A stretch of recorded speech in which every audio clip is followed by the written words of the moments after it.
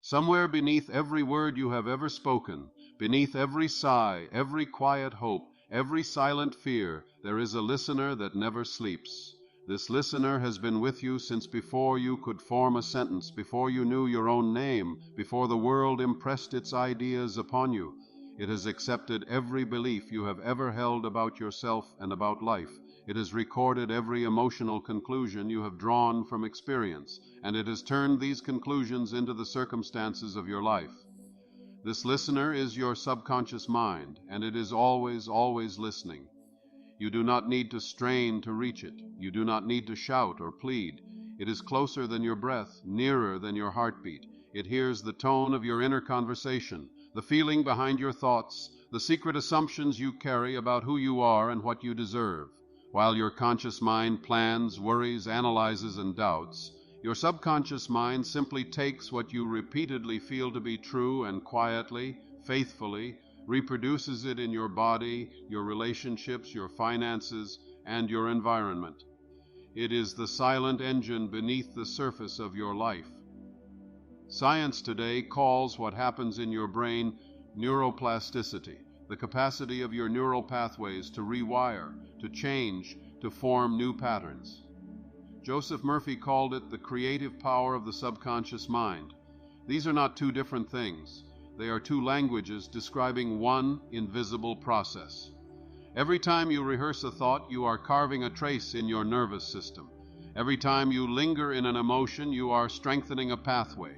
Your subconscious mind takes these pathways as instructions, as blueprints, as laws to be obeyed. It is not a judge, it is an infinite servant. Notice for a moment the world you have built without knowing it, the recurring situations, the familiar patterns in love, the financial ceilings you keep hitting, the lingering fears that shape your choices. These are not accidents. They are not punishments. They are reflections of old seeds planted in the soil of your subconscious when you were too young to understand what was being sown. Words spoken over you, experiences you lived through, stories you told yourself in the dark when no one was there to comfort you. These became the seeds. Your subconscious accepted them without argument, like a fertile garden receiving rain. Pause and allow this realization to reach you gently. Nothing has been final. No pattern is permanent. There is no sentence written against you in the invisible. What has been written can be rewritten. What has been accepted can be re-educated. Your subconscious mind is not a prison. It is a power plant, a factory, a divine workshop ready to build something new the moment you supply it with a new pattern, a new belief, a new inner image. You may have asked in your heart, without words, why certain stresses, limitations, and sufferings come back again and again. Why the same kind of person appears in your life, wearing different faces, speaking different names, but carrying the same energy. You do not argue with yourself about whether you deserve these things. You allow the statements to float down into the depths like petals falling upon a vast, still lake. As you drift toward sleep, you may see in your inner vision a gentle light rising from the center of your being, spreading through your body, touching every cell, every organ, every memory with healing. You may feel waves of relaxation washing through you, as if the inner doctor has begun its sacred work. In the days and weeks that follow, you remain patient with yourself. You understand that you are not just changing thoughts, you are rewriting the code of a lifetime. You are creating new neural pathways, new emotional circuits, new vibrational patterns. There may be moments when the old code tries to run again. You recognize it, not as a sign of failure, but as evidence that true change is underway. You bring in the law of substitution, emotional alchemy, visualization, scientific prayer, and silence. You return again and again to the inner truth. My subconscious mind is my ally, and it hears me now. Gradually, stress begins to lose its power over you, not because life becomes perfect, but because your interpretation of life changes. You realize that you are not at the mercy of every thought that passes through your mind. You are the one who notices the thoughts. You are the one who chooses which thoughts to feed with attention and feeling. You step out of the identity of the victim and into the role of the conscious creator. In this realization, fear softens. You recognize that the universe is not against you. It has been faithfully reflecting your inner world. As your inner world becomes more peaceful, more trusting, more loving, the reflections change. Doors open where once there were walls. Relationships deepen where once there was distance. Opportunities appear where once there was stagnation. You do not need to shout this from the rooftops. You do not need to convince others of what you have discovered. The quiet changes in your demeanor, your decisions, and your destiny will speak more loudly than any argument. Those who are ready will sense something different in you, a calm assurance, a grounded joy, a gentle authority that does not need to control. They may ask, "What happened to you?" And you will know, deep in your heart, that what happened is simple. You learned that your subconscious mind is always listening, and you chose at last to speak to it with love. In this way, your life becomes a living testimony to the spiritual law that inner transformation precedes outer transformation. You see clearly now that every change you sought out there had to begin in here. Every prayer you utter now is not a plea to a distant power, but a communion with the infinite intelligence that lives within you. Every night, as you practice the sleeping method, you enter into a sacred laboratory of renewal. Every day, through the law of substitution, emotional alchemy, and visualization, you refine your inner signal. You come to understand in the deepest sense that you are not separated from the divine. You are an outlet of divine intelligence, a channel through which infinite creativity can express. Your subconscious mind is the bridge between your human experience and that infinite source. When you fill it with images of harmony, beliefs of worthiness, and feelings of love, the bridge becomes clear, open, and strong. And so, gently, without fanfare, a new life begins, first inside, then outside. The patterns of struggle and scarcity dissolve, not in an instant, but steadily, like mist under the morning sun. The patterns of peace, abundance, and love arise not as fantasies, but as natural expressions of your new inner law. You recognize that the most powerful work you can ever do is not in the outer rearrangement of circumstances, but in the inner rearrangement of beliefs. In the quiet of your own heart, you know this to be true. You feel it, perhaps, as a subtle warmth, a softening, a sense of possibility, where before there was resignation. This feeling is the beginning of your new path. It is the signal that your subconscious has heard you, that a new blueprint has been accepted. From this moment on, let your thoughts be seeds of the life you truly desire. Let your emotions be confirmations of the truths you choose to live by. Let your nightly sleep be a sacred appointment with infinite intelligence, and your daily life a canvas upon which your subconscious paints the images you have impressed upon it. You do not need to force this transformation. You simply need to cooperate with the laws that govern the mind and the universe. As you do, you will discover, as many before you have discovered, that there is a silent, benevolent power within you, always listening, always ready to create according to your belief. Rest in this certainty. Transformation begins with a single shift in consciousness, a single new thought accepted as true. From there, everything changes. Your subconscious mind has heard you. The creative process is already in motion. Why money flows in for a time and then disappears, as if obeying some unseen rule. Why you heal for a while and then relapse into old pains. The answer is not that you are cursed or forgotten. The answer is that the subconscious mind works by law, and that law is belief. Belief is the law of your life. What you sincerely feel to be true about yourself, the subconscious must express. If you feel unworthy, life will show you mirrors of unworthiness. If you feel unsafe, life will produce scenarios of danger and instability. If you feel deeply that love always leaves, you will unconsciously select and attract those who confirm that judgment. The details may vary, but the pattern persists until you consciously change the inner pattern, the subconscious blueprint, and thus alter the mental law you are living under. Modern science explains this through emotional patterning and cognitive biases. When you hold a belief, your brain filters reality to confirm it. You notice what supports your belief and ignore what contradicts it. You behave in ways that lead to the very outcomes you fear. Then take those outcomes as evidence that you were right all along. Spiritually, we call this the law of mind. You are not seeing life as it is. You are seeing life as you are. Your outer world is a projection of your inner world. Now, become aware that your subconscious mind is listening right now. It hears the way you are reacting to these words. It observes whether you accept or reject the possibility that you can change. It feels your skepticism, your hope, your resistance, your curiosity. It hears the quiet thought that whispers, "Could this really be true for me?" And it takes that question seriously. The subconscious always responds to the dominant feeling, the emotional tone that vibrates beneath your thoughts. Imagine your mind as a vast mental reservoir. On the surface is the conscious mind, thoughts, judgments, analysis, plans. Beneath the surface is the reservoir, the subconscious, holding all the emotional impressions of your past. When something happens in your present, it stirs that reservoir. Old emotions rise like currents from the depths. You then react not only to what is happening now, but to everything it resembles from your past. This is why certain moments feel overwhelming.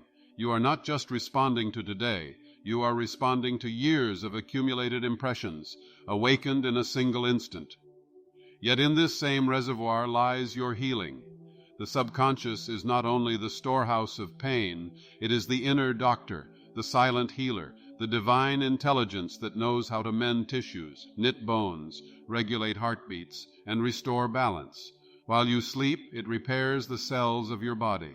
While you go about your day, it keeps your organs functioning with precision and care. In every moment, an infinite wisdom operates through you, unasked, unthanked, and often unnoticed. That same intelligence is ready to heal your emotions, transform your beliefs, and renew your life if you will cooperate with it. Cooperation with the subconscious is what Joseph Murphy called scientific prayer. It is not begging or bargaining with an external power. It is the art of impressing the subconscious with new beliefs through feeling, repetition, and inner imagery. When you speak an affirmation with conviction, when you hold a mental picture and saturate it with emotion, when you release it to a higher intelligence with trust, you are performing scientific prayer. You are planting new seeds in the subconscious garden, and the law of mind ensures that those seeds, when watered with feeling and faith, must grow. Consider for a moment how effortless your breathing is. You do not sit and instruct every inhalation and exhalation. You do not consciously manage each beat of your heart. The subconscious mind governs these functions automatically. In the same way, when you impress a new belief upon the subconscious, the expression of that belief can become automatic. If you impress the conviction, "I am divinely guided in all my ways," then circumstances begin to align with that conviction. Intuitive nudges appear, synchronicities unfold. You meet the right person at the right time. You take the right step without knowing why. Afterwards, you may call it luck, but in truth, it is law. Now, let the idea of your subconscious as always listening sink deeper. There is not a single word you say to yourself that goes unheard. The quiet criticisms, the harsh self-judgments, the predictions of failure, the rehearsal of fears, these are prayers too. They are negative scientific prayers, silently accepted by the subconscious as instructions. Every time you say, "I can't," "It never works out for me," "I always attract the wrong people," you are giving orders to a creative power that does not argue. It takes the feeling of those declarations, combines them with your past impressions, and produces experiences to match. This is not said to frighten you, but to awaken you. You are not a helpless victim of your inner speech. You are its author. At any moment, you can begin to practice the law of substitution, one of the most powerful ways to reprogram the subconscious mind. The law of substitution simply means that you cannot think two thoughts at the same time. When a negative thought arises, you do not fight it or wrestle with it. Fighting only gives it energy. Instead, you calmly replace it with a chosen, positive, constructive thought and gently return to that new thought each time the old one appears. Suppose the thought arises, "Nothing ever changes for me." You notice it. You do not condemn yourself for thinking it. You do not call yourself weak. You recognize that this is an old seed sprouting again. You then invoke the law of substitution and affirm, "Everything in my life is responding to my new awareness. I am guided, supported, and transformed from within." You may not feel this immediately, and that is all right. You stay with the new idea. You repeat it, not as a desperate plea, but as a quiet statement of truth. Gradually, as you persist, the feeling begins to shift. The subconscious hears the new pattern and starts to accept it. Modern neuroscience would say that you are weakening one neural pathway and strengthening another. In metaphysical terms, you are withdrawing energy from a limiting belief and investing it in a liberating one. Over time, the old thought loses its emotional charge. It still may pass through your mind, but it no longer grips you. The new belief gains strength, and your outer life begins to reorganize itself around it. There is a sacred time each day when your access to the subconscious is especially powerful. That is the period just before sleep, when the conscious mind grows quiet and the boundary between waking and dreaming becomes thin. Joseph Murphy called this the sleeping method. In that twilight zone, your mind is like a soft wax impression. Whatever you place upon it just before sleep, it receives deeply and works upon through the night. Consider how many nights have ended with worry, replaying arguments, imagining worst-case scenarios, or rehearsing feelings of failure. The subconscious has faithfully taken these nighttime impressions and used them as templates. You then awaken into a world shaped by yesterday's fears, but you can reverse this pattern. As you prepare for sleep, instead of turning over your mind to anxiety, you can gently, deliberately direct it. You can speak to your subconscious as you would speak to a beloved child, with kindness, authority, and assurance. As you lie down at night, you may say inwardly, "Tonight my subconscious mind receives only images of peace, success, and wholeness. I give it the pattern of harmony. I give it the blueprint of a healthy body, a serene mind, and a prosperous life. Infinite intelligence, work through me now as I sleep. I accept that miracles of healing and rearrangement are taking place within me and in all the affairs of my life." You then visualize in a calm and unhurried way a scene that implies your desire fulfilled. If you desire healing in your body, see yourself moving with ease, perhaps walking. Through a garden in the morning light, feeling strong and whole. If you desire harmony in a relationship, see yourself and the other person smiling, talking gently, all misunderstandings dissolved. If you desire financial freedom, see yourself looking at a statement that reflects abundance, feeling deeply relieved, grateful, and secure. The specific scene is less important than the feeling it carries. The subconscious responds to feeling. You do not need to force the image. You simply rest in it, allowing it to become vivid enough to soothe you.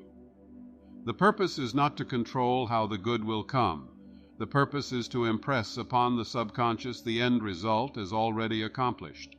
This is visualization as a divine blueprint.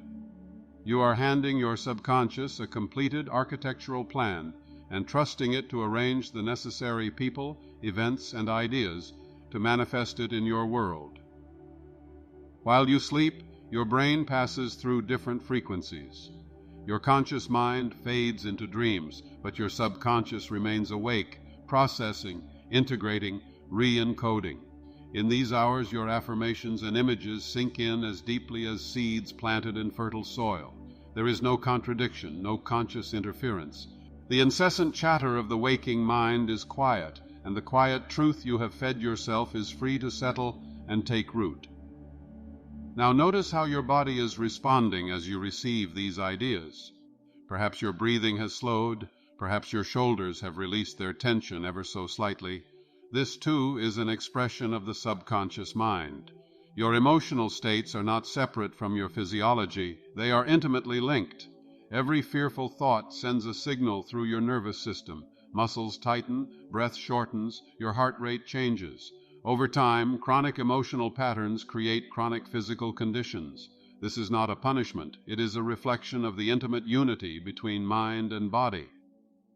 Emotional alchemy is the art of transforming these inner states. It is not denial. It is not pretending that pain is not there. It is the deliberate choice to meet each feeling as a messenger, not an enemy. When anxiety arises, for example, emotional alchemy does not say, "Go away." It says, "I hear you. I know you are trying to protect me. Thank you."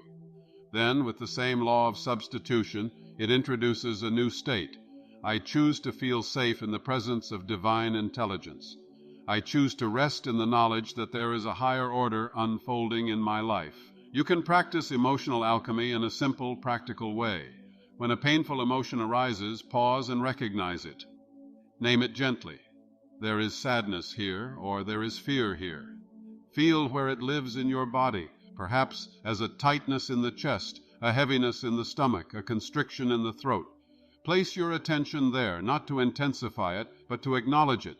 Then breathe into that area, and as you exhale, imagine that breath carrying a new quality: peace, compassion, warmth, or acceptance.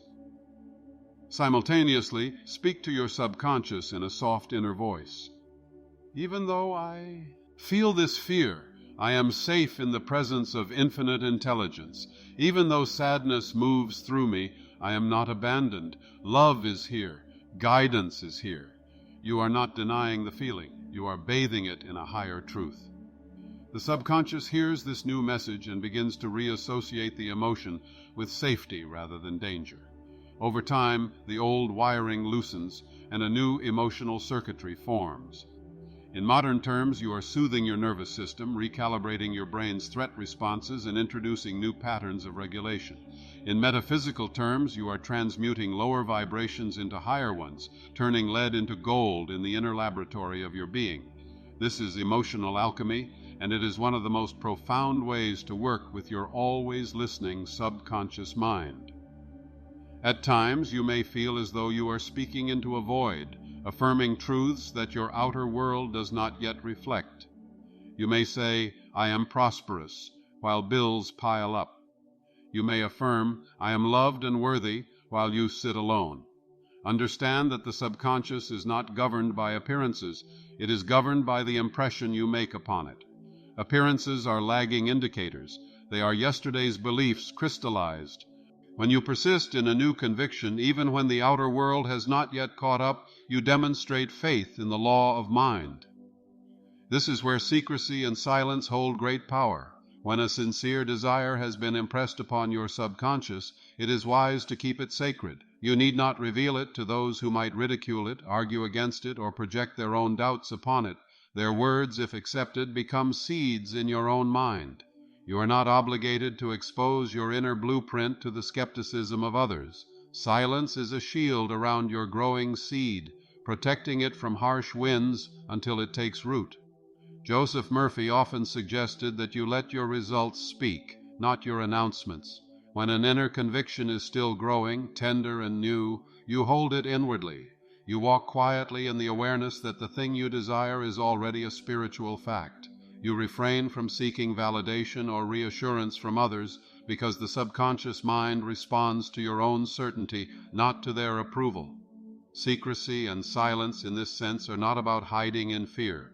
They are about standing in inner conviction. See your subconscious now as a great mental factory, constantly at work, day and night, receiving orders from your thoughts, your words, your emotions. It does not take breaks. It does not close on weekends. It converts every repeated idea into neural pathways, into emotional tendencies, into behavioral habits, and ultimately into life conditions. If you have been sending it orders of limitation, "I'm not enough," "life is hard," "people can't be trusted," it has been faithfully manufacturing experiences to match. The factory is precise, but it is not wise until you direct it wisely. You are the foreman of this factory. You decide which orders are valid. You can walk onto the floor of your mind and revoke old instructions, not by force, but by withdrawal. Of belief. You can say, "I no longer authorize the production of scarcity in my life. I cancel this pattern now. From this moment I authorize only ideas that affirm my divine worth and abundance. You then introduce new orders. I am now producing experiences of harmony, peace, loving relationships, and financial freedom.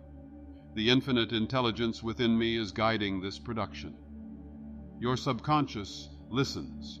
It registers the change. It begins to reconfigure the machinery. This does not always happen in an instant, because old orders may have been running for years. There are still products in the pipeline, so to speak. But as you persist, as you continue to authorize only those thoughts that align with your highest good, the entire operation of your life gradually shifts. Now let us turn gently inward together. Let your attention rest for a moment not on the words you are hearing, but on the space within you that receives them.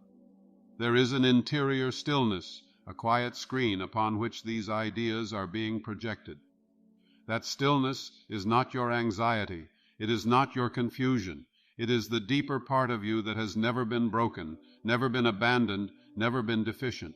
From this stillness, divine intelligence speaks. Hear it now as a subtle inner voice. I am with you. I have always been with you. All that you have suffered, I have witnessed. All that you have feared, I have felt alongside you. I was there when you concluded you were unworthy. I was there when you decided you had to struggle. I watched you accept patterns that were never truly yours, and I am here now to show you another way. This inner dialogue is not fantasy.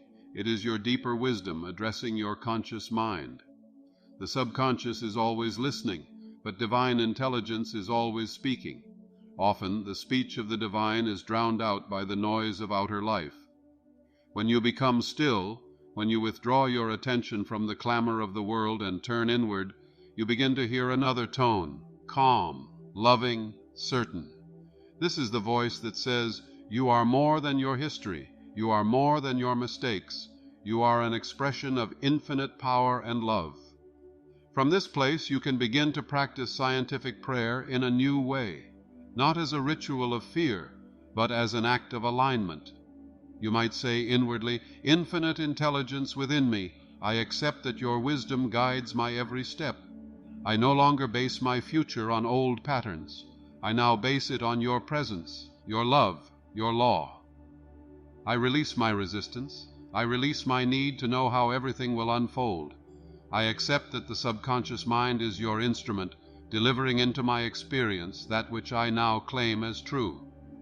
Then you claim with quiet conviction the qualities you desire.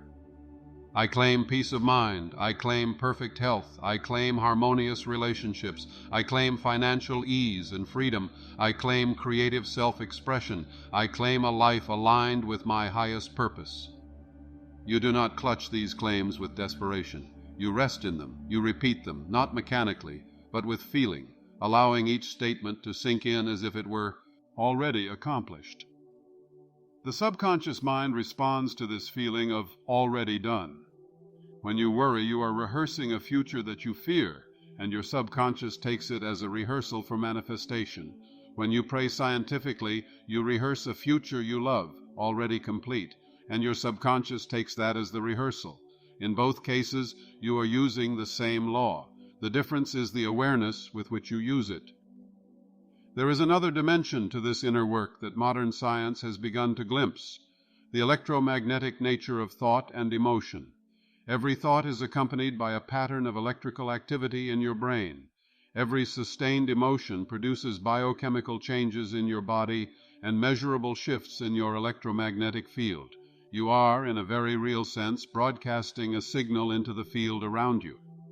This signal interacts with the quantum field of possibilities, drawing to you experiences that resonate with your dominant frequency. When Joseph Murphy spoke of vibrations, he was pointing to this same principle in metaphysical language. When you dwell in thoughts of fear, you tune yourself to a frequency of fear. You become more alert to threats, more likely to interpret neutral events as dangerous, more prone to behaviors that create instability. When you dwell in thoughts of faith, gratitude, and love, you tune yourself to another frequency altogether. You become more receptive to guidance, more able to recognize opportunities, more inclined to actions that create stability and growth. Visualization, then, is not just a mental game. It is a vibrational practice. When you repeatedly see and feel yourself as already healed, already abundant, already at peace, you generate a consistent electromagnetic signature. Your subconscious mind takes this as your new normal and works tirelessly to align your behavior, your choices, and your circumstances with that inner image. Let us enter a brief, gentle visualization together. Without straining, allow yourself to sense a version of you that has already integrated these truths. This version of you moves through the world with quiet confidence, not arrogance, but a serene knowing. There is a softness in the eyes, a lightness in the step. The body feels safe to inhabit. The mind is no longer a battlefield, but a garden of chosen thoughts. This self does not rush, does not live from fear of missing out, does not beg for validation. This self knows, divine intelligence lives in me. My subconscious mind is my ally. Life responds to my inner state. See this self not as someone separate, but as your own deeper reality. Notice what their day feels like. They might wake in the morning and, before touching the phone or engaging with the world, place a hand on their heart and say, "Today my subconscious mind hears only the voice of love. Today I walk in the awareness of my divine partnership with life." Throughout the day, when challenges appear, this self does not collapse into old scripts. They pause, breathe, and invoke the law of substitution. I could choose fear here, but I choose trust. I could choose self-criticism, but I choose self-compassion. As you hold this image, notice that you are already beginning to think as this self thinks. The very act of contemplating this version of you is an activation of it. Your subconscious is listening, recording this image as a possibility. And the more often you visit this self in your inner world, the more familiar it becomes, until one day you realize you are no longer visiting. You are living as that self. There will be moments of doubt along the way. Old patterns will reassert themselves. You may find yourself saying, "This is taking too long," or "Nothing is happening." Remember, such thoughts are part of the old programming. They are the echo of a past in which you believed yourself powerless. You can meet them with understanding and then gently substitute. Even when I do not see visible changes, profound rearrangements are occurring beneath the surface. My subconscious mind is always active, always listening, always carrying out the new instructions I give it. In time, evidence will appear. Perhaps you respond differently to a situation that once overwhelmed you. Perhaps a person from your past shows up unexpectedly to resolve an old wound. Perhaps an opportunity surfaces that you once would have overlooked. Each of these is a sign that the factory of your subconscious has begun producing new experiences. As your trust deepens, you come to see that divine intelligence is not an external authority imposing conditions upon you. It is the very life that breathes you, the wisdom that beats your heart, the love that inspires your highest visions. It works through your subconscious mind as the mechanism of manifestation, taking the beliefs you hold as permissions or prohibitions. If you believe, "I am not allowed to be successful," that belief acts as a prohibition. The moment you replace it with, "It is divinely right for me to prosper, for in my prosperity I can bless others," you remove the prohibition and grant permission for new experiences to unfold. There is a sovereignty in this realization. You understand that while you cannot control every event, you can always choose how you interpret it, what story you tell about it, and what belief you derive from it. Two people can experience the same setback. One concludes, "I am a failure," and the subconscious accepts it as law, leading to a downward spiral. The other concludes, "This is a temporary detour guiding me to something better," and the subconscious accepts that, leading to resilience and eventual success. The external event was the same. The inner law applied to it was different.